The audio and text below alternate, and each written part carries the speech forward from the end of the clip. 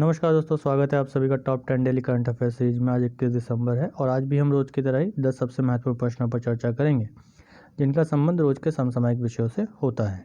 इस वीडियो की PDF file के लिए आप हमें टेलीग्राम पर फॉलो कर सकते हैं। वीडियो को अंत तक देखें और ज़्यादा से ज़्यादा अपने दोस्तों में शेयर भी करें। और जिन लोगों ने हमारे चैनल को सब्सक्राइब नहीं किया है वो हमारे यूट्यूब चैनल को सब्सक्राइब जरूर करें और बेल आइकन को प्रेस जरूर करें ताकि अगली वीडियो की नोटिफिकेशन आप तक सबसे पहले पहुँच सके। तो चलते हैं कल के वीडियो के अंत में पूछे गए प्रश्न पर। तो कल के वीडियो के अंदर पूछा गया प्रश्न कुछ इस प्रकार था कि दुनिया का 7वां सबसे बड़ा आर्क आकार का पुल किस नदी पर बनाया जा रहा है। तो ऑप्शन थे यमुना, गंगा, चेनाब, ब्रह्मपुत्र। तो इसका सही उत्तर होगा चेनाब नदी। चेनाब नदी पर दुनिया का 7वां सबसे बड़ा आर्क आकार का पुल बनाया जा रहा है और यह पुल दुनिया का सबसे ऊंचा रेल पुल भी होगा। जो किस नदी पर बनाया जा रहा है? चेनाब नदी पर बनाया जा रहा है। किस राज्य में? केंद्र शासित प्रदेश जम्मू एंड कश्मीर में यह बनाया जा रहा है। तो चलते हैं आज की वीडियो के पहले प्रश्न पर। तो आज की वीडियो के पहला प्रश्न है कि यूनेस्को ने हॉकर संस्कृति को मानवता की अमूर्त सांस्कृतिक विरासत की प्रतिनिधि सूची में शामिल किया। इस संस्कृति का संबंध किस देश से है? ऑप्शन है सिंगापुर, भारत, इंडोनेशिया, बांग्लादेश। तो इसका आंसर होगा सिंगापुर। तो यूनेस्को की मानवता की अमूर्त सांस्कृतिक विरासत प्रतिनिधि में सिंगापुर के हॉकर संस्कृति को जोड़ा गया और सिंगापुर की यह संस्कृति स्ट्रीट फूड के लिए प्रसिद्ध है और सड़क विक्रेताओं को स्थान प्रदान करने के लिए सिंगापुर में हॉकर केंद्र 1970 में शुरू किया गया था। इसी प्रकार अगर हम देखें तो अभी हाल ही में फ्रांसीसी भोजन को भी इस सूची में शामिल किया गया है। अभी वर्तमान में भारत में 13 अमूर्त संस्कृतियां इस सूची में शामिल हैं और इस सूची का प्रारंभ 2008 में किया था यूनेस्को ने, जिसका उद्देश्य यह था कि जो अमूर्त सांस्कृतिक विरासत है उनका संरक्षण किया जा सके। अगर इसी प्रकार देखें तो भारत में जो 13 अमूर्त सांस्कृतिक संस्कृतियां हैं वे कौन कौन सी है? कोडियट्टम जो कि केरल की है, एक नाट्य कला है। इसी प्रकार रामलीला उत्तर प्रदेश का है और इसी प्रकार से वैदिक पाठ का लगातार उच्चारण, इनको 2008 में इस सूची में शामिल किया गया था। उसी तरीके से रम्मन उत्तराखंड जो कि एक नाटक है 2009 में शामिल किया गया था। मुडियट्टू केरल ये भी एक नाटक की कला है और इसके साथ साथ कालबेलिया जो कि एक लोक नृत्य है राजस्थान का। छऊ ओडिशा, झारखंड और पश्चिम बंगाल का एक लोक नृत्य है। इन्हें 2010 में शामिल किया गया था इस सूची में। इसी प्रकार बौद्ध मठों पर जो लद्दाख में है उसमें बौद्ध पाठ, बौद्ध मंत्रों का लगातार उच्चारण, उसको 2012 में इस सूची में शामिल किया गया। संकीर्तन जो कि वैष्णव संप्रदाय से संबंधित है, मणिपुर में कृष्ण से संबंधित लोक कथाओं को इसमें गाया जाता है और संकीर्तन इत्यादि का आयोजन किया जाता है। इसको जो शामिल किया गया था वो 2013 में शामिल किया गया था। इसके साथ ही 2014 में जिसे शामिल किया गया वह जंडियाला गुरु के ठठेरों द्वारा पारंपरिक पीतल और तांबे के बर्तन बनाने की शिल्प कला है जो कि पंजाब में है। और इसी तरह से 2016 में दो संस्कृतियों को शामिल किया गया जिसमें पारसियों का नववर्ष, जिसे नवरोज कहा जाता है। उसी प्रकार योग को 2016 में इस सूची में शामिल किया गया। 2017 में जो कि भारत का 13वां संस्कृति है इस सूची में, वह है कुंभ मेला जो प्रयागराज, हरिद्वार, नासिक और उज्जैन में आयोजित होता है। उसे 2017 में इस सूची में शामिल किया गया था। चलते हैं वीडियो के अगले प्रश्न पर। अगला प्रश्न है हमारा कि किस उद्योगपति को global visionary of sustainable business and peace पुरस्कार से सम्मानित किया गया? ऑप्शन है गौतम अडानी, मुकेश अंबानी, रतन टाटा या इनमें से कोई नहीं। तो इसका आंसर होगा रतन टाटा। उद्योगपति रतन टाटा को फिलिस्तीनियों सहित क्षेत्र में स्थिरता और शांति को प्रोत्साहित करने वाले नवाचार को बढ़ावा देने के लिए Indo Israel chamber of commerce द्वारा यह सम्मान दिया जाएगा। तो चलते हैं वीडियो के अगले प्रश्न पर। अगला प्रश्न है हमारा कि भारत और किस देश के प्रधानमंत्री के मध्य 21 दिसंबर को पहली आभासी बैठक का आयोजन किया गया? ऑप्शंस हैं थाईलैंड, वियतनाम, इंडोनेशिया, इनमें से कोई नहीं। तो इसका आंसर होगा वियतनाम। भारत और वियतनाम के प्रधानमंत्रियों के मध्य 21 दिसंबर को आभासी बैठक का आयोजन किया गया। और वियतनाम दक्षिण पूर्व एशियाई देश है जो चीन, लाओस, कंबोडिया के साथ सीमा साझा करता है। इसकी राजधानी हनोई है और मुद्रा वियतनामी डोंग इसकी मुद्रा है। यदि मानचित्र पर देखेंगे तो यह वियतनाम का मानचित्र है और इसकी सीमा लाओस और चीन और कंबोडिया के साथ लगती है। यह पूरा वियतनाम का मानचित्र है। आज के इस वीडियो का लक्ष्य हम लाइक का रखते हैं 40 लाइक का। 40 लाइक आप लोगों के सहयोग से प्राप्त होगा हमारे इस वीडियो को, और कुछ सब्सक्राइबर्स का भी लक्ष्य हम रखते हैं, जो कि 5 सब्सक्राइबर मिनिमम हमारे इस चैनल को मिलेंगे।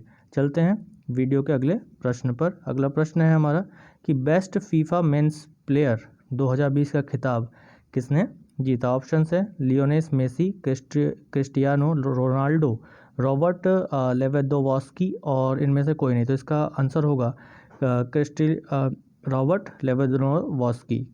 रॉबर्ट लेवेंडोव्स्की ने पिछले साल विजेता लियोनेल मेसी और क्रिस्टियानो रोनाल्डो को हराकर बेस्ट फीफा मेंस प्लेयर 2020 का खिताब जीता है। मैनचेस्टर सिटी के फुल बैक लूसी ब्रॉन्स ने बेस्ट वीमेंस प्लेयर का खिताब जीता, जिसके साथ ही यह पुरस्कार जीतने वाली है पहली महिला इंग्लिश खिलाड़ी बन गई। कौन? Lucy Bronze. तो चलते हैं अगले प्रश्न पर। अगला प्रश्न है हमारा आज का कि हाल ही में किस भारतीय शास्त्रीय संगीतकार का निधन हो गया। ऑप्शन है पंडित रविशंकर, उस्ताद इकबाल अहमद, हरिप्रसाद चौरसिया, इनमें से कोई। तो इसका आंसर होगा उस्ताद इकबाल अहमद। भारतीय शास्त्रीय संगीत के उस्ताद इकबाल अहमद का 66 वर्ष की आयु में निधन हो गया और वह दिल्ली घराने के एक भारतीय शास्त्रीय गायक थे। वे शास्त्रीय संगीत के पुनर्जागरण के लिए उन्होंने दिल्ली दरबार के संस्थापक भी रहे। उन्होंने दिल्ली दरबार की शुरुआत की और उन्होंने अमीर खुसरो के संगीत कार्यों को भी बढ़ावा दिया। तो इस वीडियो को ज़्यादा से ज़्यादा अपने दोस्तों में शेयर करें और जिन लोगों ने अभी तक हमारे चैनल को सब्सक्राइब नहीं किया सब्सक्राइब भी करें। चलते हैं वीडियो के अगले प्रश्न पर। अगला प्रश्न है हमारा कि कोटक महिंद्रा बैंक के प्रबंधन निदेशक के रूप में भारतीय रिजर्व बैंक ने किसे मंजूरी प्रदान की है। ऑप्शन है कोटक महिंद्रा कोटक, उदय कोटक, प्रकाश आप्टे, इनमें से कोई। तो इसका आंसर होगा उदय कोटक। भारतीय रिजर्व बैंक ने कोटक महिंद्रा के प्रबंधन निदेशक यानी मैनेजिंग डायरेक्टर के रूप में उदय कोटक को पुनः नियुक्ति को मंजूरी दे दी है, जो 1 जनवरी 2021 से अपने पद को प्राप्त करेंगे। कोटक बैंक के संस्थापक, प्रबंधन निदेशक और प्रमोटर भी हैं उदय कोटक, और कोटक महिंद्रा बैंक की स्थापना 2003 में की गई थी और कोटक महिंद्रा बैंक का मुख्यालय कहाँ है? मुंबई, महाराष्ट्र में इसका मुख्यालय है। तो वीडियो का अगला प्रश्न है कि कृषि बाजार को बढ़ावा देने के लिए बीम प्लेटफॉर्म की शुरुआत किसके द्वारा की गई। कृषि मंत्रालय, बॉम्बे स्टॉक एक्सचेंज, पर्यावरण मंत्रालय, नेशनल स्टॉक एक्सचेंज। तो इसका आंसर होगा बॉम्बे स्टॉक एक्सचेंज। BSE के द्वारा बॉम्बे स्टॉक एक्सचेंज लिमिटेड ने अपनी सहायक company Bombay stock exchange investment limited के माध्यम से कृषि वस्तुओं के लिए एक electronic soft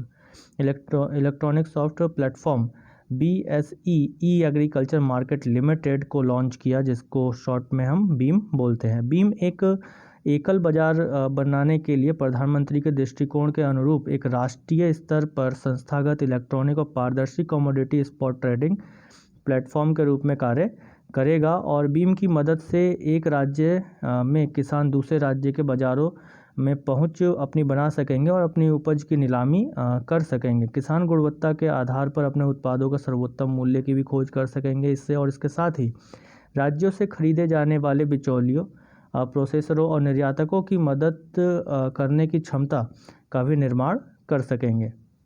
Bombay stock exchange पर एक दृष्टि डालने तो बॉम्बे स्टॉक एक्सचेंज एशिया का पहला और दुनिया का सबसे फास्ट एक्सचेंज है, जिसकी स्पीड 6 माइक्रोसेकंड है। यह भारत के प्रमुख एक्सचेंज ग्रुप्स में से एक है। BSE की स्थापना 1875 में की गई थी। इसका मुख्यालय मुंबई, महाराष्ट्र में स्थित है। इसके MD और CEO अभी वर्तमान में कौन है? आशीष कुमार चौहान इसके MD और CEO है। चलते हैं वीडियो के अगले प्रश्न पर। अगला प्रश्न है कि हाल ही में किस देश की सेना ने सेना अध्यक्ष जनरल MN नरवणे को गार्ड ऑफ ऑनर से सम्मानित किया। ऑप्शन है पाकिस्तान, नेपाल, चीन, सऊदी अरब। तो इसका आंसर होगा सऊदी अरब। सऊदी अरब की सेना ने भारतीय सेना अध्यक्ष जनरल MN नरवणे को गार्ड ऑफ ऑनर का सम्मान से सम्मानित किया और किसी भारतीय सेना प्रमुख की सऊदी अरब और UAE की यह पहली यात्रा है। इसके साथ ही सऊदी अरब दुनिया का सबसे बड़ा तेल निर्यातक देश है और खाड़ी देश में वह भारत के लिए एक महत्वपूर्ण देश की भूमिका भी निभाता है।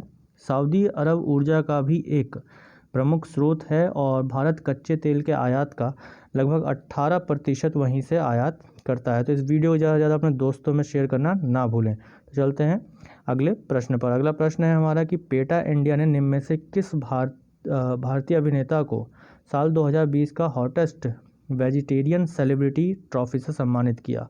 ऑप्शन अजय देवगन, सोनू सूद, अनिल कपूर या इनमें से कोई? तो इसका आंसर होगा सोनू सूद। पेटा इंडिया ने अभिनेता सोनू सूद को साल 2020 का हॉटेस्ट वेजिटेरियन सेलिब्रिटी ट्रॉफी से सम्मानित किया। एक्टर सोनू सूद ने कोरोना काल में सभी की मदद कर अपनी एक ऐसी पहचान बना ली है कि अब उन्हें लगातार अवार्ड्स भी मिल रहे हैं और फैंस के लिए वे एक मसीहा के रूप में भी उभर रहे हैं। चलते हैं वीडियो के अगले प्रश्न पर। अगला प्रश्न है हमारा कि नीति आयोग ने हाल ही में सार्वजनिक स्वास्थ्य निगरानी के लिए किस नाम से श्वेत पत्र जारी किया? ऑप्शन है विजन 2030, विजन 2035, विजन 2025, विजन 2022। तो इसका आंसर होगा विजन 2035। तो नीति आयोग ने भारत में जन स्वास्थ्य निगरानी के बारे में श्वेत पत्र विजन 2035 जारी किया और इसमें 3 स्तरीय सार्वजनिक स्वास्थ्य प्रणाली को आयुष्मान भारत के साथ समन्वित करके एक जन स्वास्थ्य निगरानी को लेकर भारत की परिकल्पनात्मक प्रस्तुति की है। इसमें देश भर में विशेषज्ञ सेवाओं और प्रयोगशालाओं को भी क्षमता अपनी बढ़ाने की बात कही गई है और भारत में स्वास्थ्य संबंधी अंतर्राष्ट्रीय स्तर के आपात स्थिति से निपटने के लिए भी क्षेत्रीय और वैश्विक नेतृत्व प्रदान करने का भी लक्ष्य इस विजन 2035 में नीति आयोग द्वारा रखा गया था। तो ये थे हमारे आज के 10 सबसे महत्वपूर्ण प्रश्न। तो आज के वीडियो का अंत में पूछा जाने वाला प्रश्न कुछ इस प्रकार है कि मानव विकास सूचकांक 2019 में भारत की रैंकिंग क्या रही? ऑप्शन है 125, 131, 129 या इनमें से कोई नहीं। तो इस प्रश्न का उत्तर आप सभी लोग कमेंट बॉक्स में जरूर दीजिएगा। ये वीडियो आप लोगों को अच्छी लगी हो तो ज़्यादा से ज़्यादा अपने दोस्तों में शेयर कीजिए, लाइक कीजिए वीडियो को और अपने दोस्तों में शेयर करना ना भूलें। बेल आइकन को प्रेस जरूर करें, सब्सक्राइब जरूर करें ताकि वीडियो की अगली नोटिफिकेशन आप तक सबसे पहले पहुँच सके। धन्यवाद।